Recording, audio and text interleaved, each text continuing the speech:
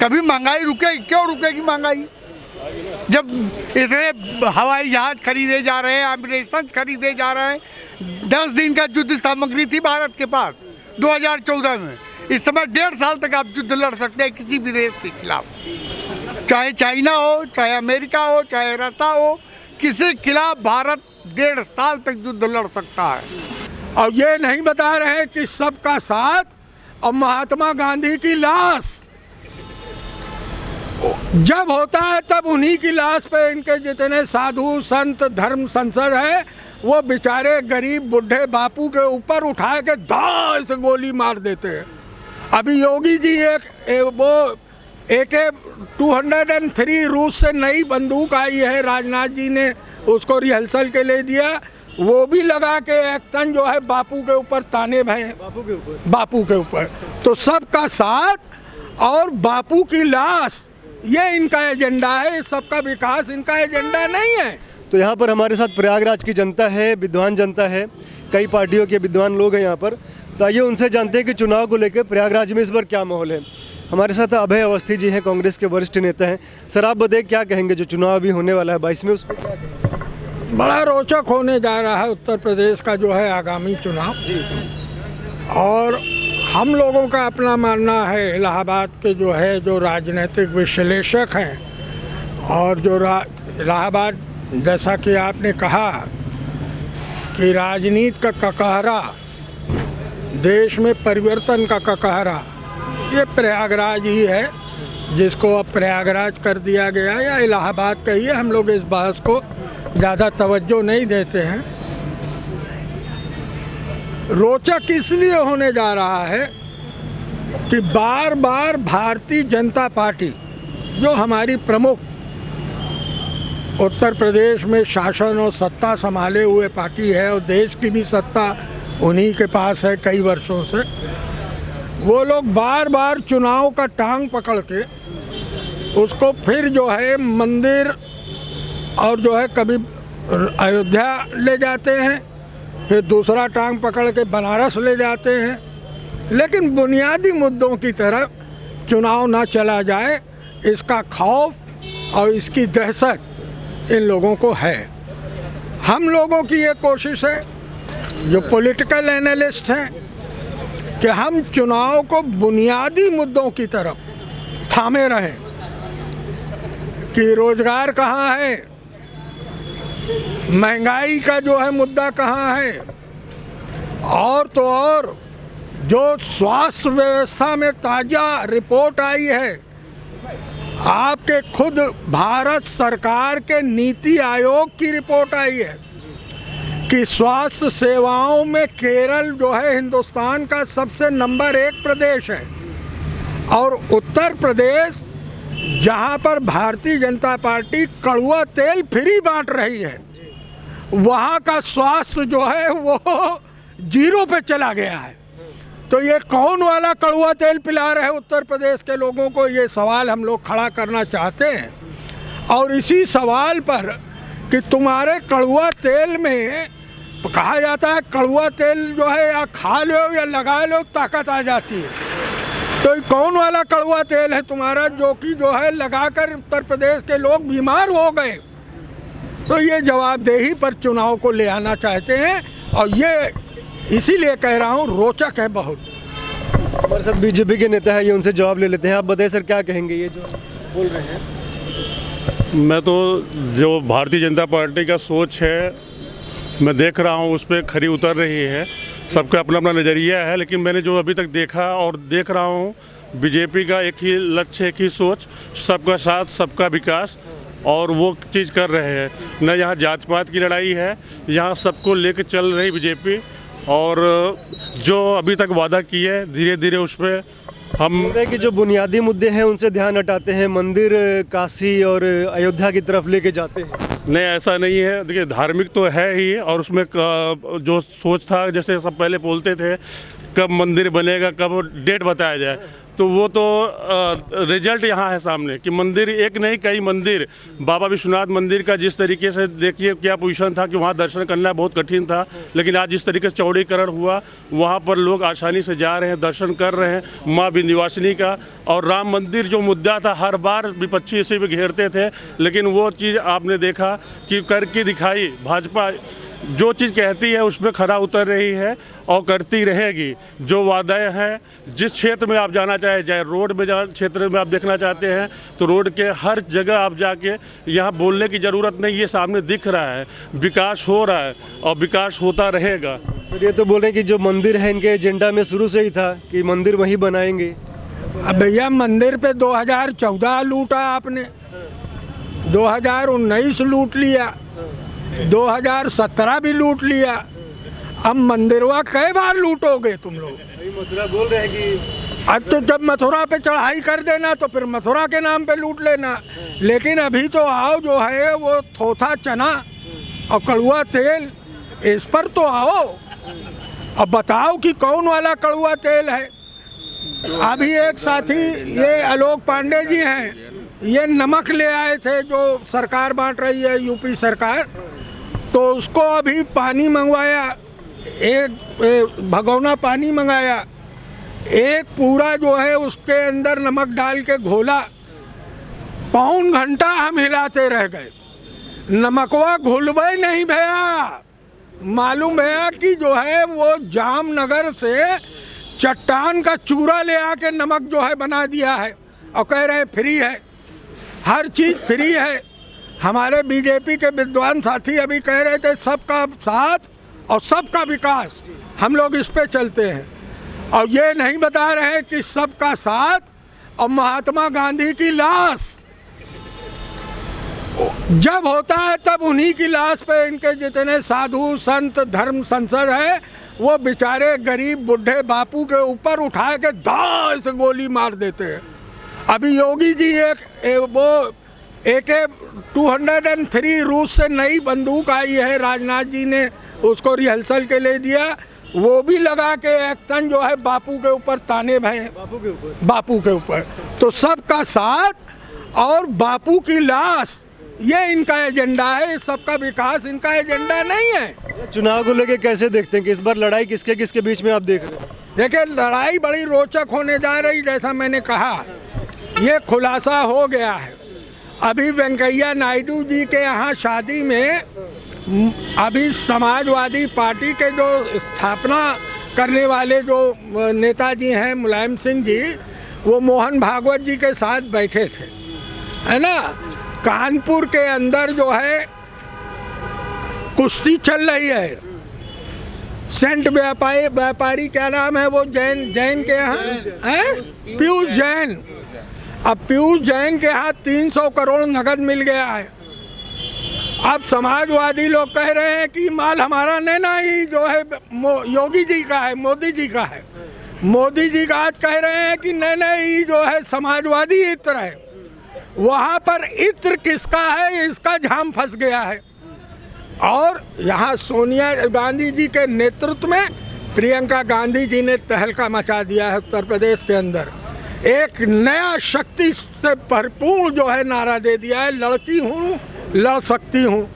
और जहाँ पर आप बोलिए छोटी छोटी बच्चियाँ उत्तर प्रदेश के अंदर 20-20 हज़ार और 40-40 हज़ार की रैली निकालकर लड़की हूँ लड़ सकती हूँ, लड़की हूँ लड़ सकती हूँ को नारा जो बोल रहे हैं लड़की हूँ लड़ सकती हूँ, इसी को काउंटर करने के लिए समझ में आ रहा है कि मोदी जी लड़कियों की शादी की एज 18 से बढ़ा के 21 कर दिए हैं। इसका कुछ प्रभाव पड़ेगा? इसका प्रभाव इतना पड़ा कि आपको मैं बता रहा हूँ कि अभी एक हफ्ते पहले नारी सशक्तिकरण के नाम पर मोदी जी ने भी रैली किया। प्रियंका जी का ये नारा लगभग 1 महीने से चल रहा है, आप लोग देखते ही होंगे। और इसमें लड़कियां जो है वो जो है जुड़ती चली जा रही हैं पूरे उत्तर प्रदेश के अंदर। इतना घबरा गए कि जो मोदी जी की इलाहाबाद में नारी सशक्तिकरण के नाम पर परेड पर उन्होंने जो है कार्यक्रम किया, याद होगा। तमाम नारियों को बुलाया गया कि इनको हम सम्मानित कर रहे हैं। और उसी नारी सशक्तिकरण सम्मेलन में इलाहाबाद के भाजपाइयों ने जो है भारतीय जनता पार्टी की सांसद आदरणीय हेमा मालिनी जी को भी जो है समझ लीजिए कि जो है पकड़ लिया। अब जो काम 1975 में गब्बर सिंह नहीं कर पाया था कि बसंती को पकड़ के दबोच सके, इलाहाबाद के भाजपाइयों ने गब्बर सिंह के ये मैं हकीकत है, ये पूरे देश ने देखा, पूरे देश ने देखा कि हेमा मालिनी इलाहाबाद से रो के गई, गब्बर के आगे भी वो रोई नहीं थी, लेकिन इलाहाबाद में वो भारतीय जनता पार्टी के मुखिया यहाँ पर मौजूद थे और बसंती रोते हुए ये तो वो चीखी, अपने ड्राइवर को बुलाया कि चल भाग धन्नो, आज तेरी बसंती की इज्जत का सवाल है और इलाहाबाद से भाग। नहीं, ऐसा कुछ नहीं है। ऐसा देखिए, वहाँ पर सबसे बड़ा चीज़ हमारे जब दो बड़े दिग्गज जो देश के प्रधानमंत्री हमारे आदरणीय मोदी जी जब वहाँ हो, मोदी जी आना तो स्वाभाविक है कि भीड़ होना है, और इतना ज़्यादा भीड़ जो कि सोच नहीं सकते, और भीड़ में जनता है फिर भी बहुत अच्छा कंट्रोलिंग रहा, बहुत बढ़िया। लेकिन अब ये है कि थोड़ा सा कुछ बात होता है तो विपक्षी उसको तूल बना देते हैं, तिल का तार बनाने में विपक्षी माहिर हैं, वहाँ पर यही फोकस किया गया ऐसा। और आपने जब भी देखा है कि मोदी जी कार्यक्रम हो या योगी जी कार्यक्रम हो तो भीड़ न हो, ऐसा तो सब वहाँ पर अपने आप भीड़ आते हैं, उनके नाम पे भीड़ आते हैं, भीड़ बुलाई जाती है। आज के कल कानपुर में रैली हुई थी, वहाँ पे खुद महिलाएं बोल रही थीं कि मोदी जी के नाम पर हम लोगों को यहाँ 10,000 रुपए के लालच में बुलाया गया। 10,000 रुपए रैली खत्म होने के बाद आपको दिया जाएगा। अरे वीडियो आ रहा है। दूसरी बात जो इलाहाबाद की बात हो रही है, 500 देते हैं कई पार्टियों के सुनने में। मैं समाजवादी पार्टी से हूँ, मैं भारतीय जनता पार्टी युवा मोर्चा का अध्यक्ष रह चुका हूँ। ये सिर्फ और झूठ के इतने बढ़िया पुलिंदा जंजीर तैयार कर रखा है। जो भी बाबा जी थे वो बोल रहे थे कि मोहन भागवत से मिले थे मुलायम सिंह यादव, तो संकेत कर रहे थे कि कुछ गठबंधन होने वाला है। कि बाबा कांग्रेस से हैं, भैया भाजपा से हैं, मैं समाजवादी पार्टी से हूँ।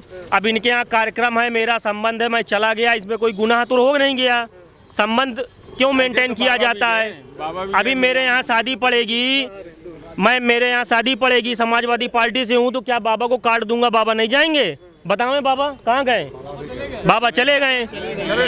अब बताइए, बाबा धूनी रमाए रहते हैं। आप संकेत कर रहे थे कि मोहन भागवत मुलायम सिंह यादव मिल रहे हैं। कहने का हक है और इनकी बात का पूरा एहतराम करता हूँ, सम्मान करता हूँ, केवल यहाँ पे लेकिन ये नौजवान ये भूल गया है कि बाबा जी शादी में तो जाएंगे, लेकिन संसद में खड़े होकर मोदी जी को आशीर्वाद मुलायम सिंह जी देंगे, ये बात नहीं कर सकते कि मोदी जी कांग्रेस को तो हम फूटी आंख नहीं देख सकते क्योंकि कांग्रेस हम लोगों की नसबंदी करा देती है। ऐसा कुछ नहीं है, समझे कि नहीं? इसलिए आप प्रधानमंत्री बन जाओ, और आशीर्वाद दिया पिताजी ने, मोदी जी प्रधानमंत्री हैं, तो फिर आशीर्वाद दे दीजिए कि जोगी जी आप मुख्यमंत्री बन जाओ, हम आपके साथ।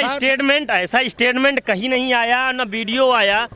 पर कांग्रेस के भी जो कांग्रेस की कमियां थी उनको भुना के भारतीय जनता पार्टी सत्ता काबिज कर ली, और भारतीय जनता पार्टी का सिर्फ एक उद्देश्य है कि उस धर्म की राजनीति करती है। ये खुला है, ऐसा कोई जनता से कोई छिपा नहीं है। 2017 से भारतीय जनता पार्टी की सरकार प्रदेश में है, 2014 से केंद्र में है। एक भी एजेंडा इन्होंने जो बोले कि गरीब क्या खाएगा, आज वो गरीब की चिंता नहीं करते हैं। सिलेंडर 1,000 रुपए हो गया है। हमें किसी मुद्दे पे बात नहीं करनी है, पर Bharatiya Janata party BJP government ने किया, आप देख सकते हैं रिकॉर्ड, जैसे उतना कोई गवर्नमेंट कोई सरकार अभी तक नहीं किया। जिस तरीके से आप देख सकते हैं अनाज पूरे कोरोना काल से लेकर अब तक में जिस तरीके से वितरण हुआ, इसके पहले सिर्फ बहुत ज़्यादा किसी भी कोटे में आप देखे होंगे शक्कर बटा होगा, बहुत ज़्यादा केरोसिन बटा होगा, लेकिन आज देख सकते हैं अनाज में आप देखिए चना, गेहूं, चावल सारे आप जिस तरीके से गरीबों में वितरण हो रहा है। नहीं, आप राशन कार्ड बने होंगे भारतीय जनता पार्टी। देखिए सर, ऐसा है, ये मैं एक आम आदमी हूँ, ये सब राजनीतिक पार्टियां हैं, ये तो अपना रोटी सेकेंगी क्योंकि चुनाव आ रहा है, तो ये अपना बताएंगे कि साहब हम बहुत अच्छे हैं, हम बहुत अच्छे हैं। बेरोजगारी खत्म हुई कि नहीं हुई? अब जो सरकार में होता है, सत्ता में, उससे प्रश्न होता है। जो विपक्ष में है वो तो आवाज़ उठाता है, जब भी कल ये पक्ष में आएंगे तो आवाज़ कौन उठाएगा? विपक्ष उठाएगा। ये तो अपनी बात करेंगे कि साहब हमने रोजगार दे दिया। रोजगार में पता लग रहा है कि साहब अभी तो टेनी जी को हटाया नहीं गया, वो ब्राह्मण और क्षत्रिय आपस में लड़ रहे हैं। ठीक है, बीजेपी ये अभी भाई साहब बता रहे थे अवस्थी सर कि वो जो है प्रियंका गांधी बहुत काम कर रही हैं। साहब वो काम तो कर रही हैं, लेकिन जब कांग्रेस राजस्थान में स्थापित है और वहाँ पर किसी दलित के साथ अत्याचार होता है तो वो आवाज़ नहीं उठाती, वहाँ नहीं जाते राहुल गांधी देखने के लिए। यूपी में तो देखते हैं वो कि साहब क्या हो रहा है, उन्नाव में क्या हुआ या किस एरिया में क्या हुआ, वो वहाँ नहीं जाते हैं। ठीक है, इस समय इन्होंने जो सवाल किया है उसका जवाब ये है कि प्रियंका गांधी जो है वो उत्तर प्रदेश की प्रभारी हैं। एक सेकंड रुक जाइए। अब प्रियंका गांधी उत्तर प्रदेश की प्रभारी हैं। अगर आपको बहुत पीड़ा हो रही है, आपको बहुत ज़्यादा दर्द हो रही है, तो स्मृति ईरानी क्या कर रही हैं? वो केवल पीएम हाउस के चक्कर लगाने के लिए है राजनीति में। वो राजस्थान क्यों नहीं जा रही है? दूसरी बात एक और है, एक सेकंड, आप आम आदमी नहीं है। अच्छा ठीक है, ठीक, आप रुकिए। पब्लिक की बात करो यार। ये आरएसएस का यही प्रोपेगेंडा है। कभी भगवा बन के वो संत बन जाते हैं, कभी आम आदमी बन जाते हैं, लेकिन जो राजनीति पर्दे के पीछे फ्रंट पे भारतीय जनता पार्टी राजनीति करती है, पर्दे के पीछे आरएसएस अपना काम करता है। उस पर ये नहीं बात करेंगे। रही बात राजस्थान की, तो वहाँ पे अगर किसी के साथ अत्याचार होता है तो आपके आवाज उठाने से पहले उन लोगों के साथ जो है कार्रवाई होती है। आपकी तरह बलात्कारियों के पक्ष में हम तिरंगा यात्रा कांग्रेस नहीं निकालती। सुनिए, अभी मैंने ये कहा कि टेनी जी के बारे में ये सोच रहे हैं कि मैं बीजेपी का आदमी हूँ। मैं बीजेपी का नहीं हूँ, ये कोई भी होंगे, मुझे नहीं जानते। ठीक है, मैं एज अ टीचर हूँ। पहले बात सुनिए मेरी, मैंने यही कहा कि सोनिया वो प्रियंका गांधी वहाँ नहीं जाती हैं, कांग्रेस की मतलब जो उनके राज्य हैं वो वहाँ नहीं जाती भाई। अब इलाहाबाद में अगर कुछ हो जाए तो वो नहीं आएंगी, ठीक, वो आएंगी। राजस्थान में हो जाए, छत्तीसगढ़ में हो जाए, वो नहीं आएंगी। ठीक है, हर पार्टी अपना फायदा देखती है, वो दूसरे के साथ में तो कुछ जुड़ी नहीं है। ठीक है, मेरी बात सुनिए, मैं एक आम आदमी हूँ, मैं कोई ये नहीं है कि मैं आम आदमी पार्टी से जुड़ा हुआ हूँ या बीजेपी से, लेकिन एक आम आदमी होने के कारण बीजेपी ने एक कमी की है कि रोजगार तो दिया नहीं सही से, सारे पेपर आउट होते हैं। इनको बुरा लग रहा होगा कि ये बीजेपी के आदमी है। ठीक है, कल कांग्रेस में यही होगा, सपा में यही होगा, आम आदमी का क्या होगा? आप केवल आटा चावल दाल कोरोना में बांट देते हो। जो बेरोजगार हो गए लोग, उनका क्या होगा? बीजेपी सर, मोदी सर ये जवाब नहीं देंगे ना कि भाई क्या होगा उनका, बताइए क्या होगा उनका? उनको कोई देने वाला नहीं है। अच्छा, उपाय क्या देख रहे हैं? कोई तो पार्टी आएगी चुनाव, ये है कोई तो पार्टी आएगी। अभी तो लड़ाई जो है उत्तर प्रदेश में, जो साफ बात है, वो है सपा में और बीजेपी में, तीसरी कोई पार्टी नहीं है। ठीक है, मुख्यमंत्री बन रही है। हाँ, अब ये तो देखिए, श्योर प्रियंका गांधी मुख्यमंत्री बनेंगी। हर पार्टी अपने को कहेगा। अकेले मायावती भी तो है, आप मायावती को भूल रहे हैं कि साहब वो भी तो बन सकती है। तो ये क्यों कह रहे हैं? आम आदमी की सुनिए, लड़ाई जो फाइट है वो दो ही में है, या तो सपा में होगी या तो बीजेपी में होगी। ठीक है, आम जनता होने के कारण मैं ये कहना चाहता हूँ, केवल लास्ट भाई आए हैं इसलिए बोल रहे हैं कि लोगों को रोजगार दें। अगर कोरोना लगता है, आप लॉकडाउन लगाते हैं, तो हर आदमी के जीविकोपार्जन का साधन उपलब्ध कराएं। केवल गेहूं दे देने से, उसको तेल भी तो चाहिए, उसको दाल भी चाहिए। अरे भाई कितना मिलता है? एक महीना खा लेंगे क्या आप? अजीब बात है। अरे घर चलाने के लिए नहीं है। अमेरिका के अंदर 90, अरे मेरी बात सुनिए, देश चलाती है, 90,000 रुपए पर व्यक्ति को दिया है। आप डेटा की बात करेंगे, 90,000 रुपए पर व्यक्ति को दिया है अमेरिका के अंदर। अरे हाँ, तो मोदी जी दे रहे हैं। जितने लोग बेरोजगार हो गए, आज हाफ पेमेंट पे लोग काम कर रहे हैं कोरोना के बाद, उनका कौन सुनेगा? अरे कर रहे हैं मेरे भाई, आप जाके देखिए। अब आप पार्टी से जुड़े, आपको पता नहीं है, हाफ पेमेंट मिलती है लोगों को। आज वो एम्प्लॉई है, कोरोना के नाम पर उनका शोषण हो रहा है, उसको सरकार नहीं देख रही है। क्या मोदी ठेका लिए हैं सबको सरकार देने की? अरे सब सरकार एक जैसी है, प्रियंका गांधी आएंगी, जिसको मौका मिलता है वही माल लेके बाहर, जिसको मौका ऐसा है, पूरे देश में मोदी जोगी की लहर चल रही है, उसमें कहीं कोई किसी की दाल गलने वाली नहीं। 2022 में फिर आ रही योगी जी। जो विपक्ष बोल रहा है महंगाई बढ़ गई, रोजगार। अरे महंगाई तो बढ़ेगी, किसके समय में नहीं बढ़ी थी? शरद पवार जब यहाँ के मंत्री थे, वो सारे भाषण में यही कहते थे महंगाई नहीं रुक सकती। महंगाई आपने भी सुना होगा महंगाई नहीं रुक सकती। कभी महंगाई रुकेगी, क्यों रुकेगी महंगाई? जब इतने हवाई जहाज खरीदे जा रहे हैं, एम्बुलेंस खरीदे जा रहे हैं। 10 दिन का युद्ध सामग्री थी भारत के पास 2014 में।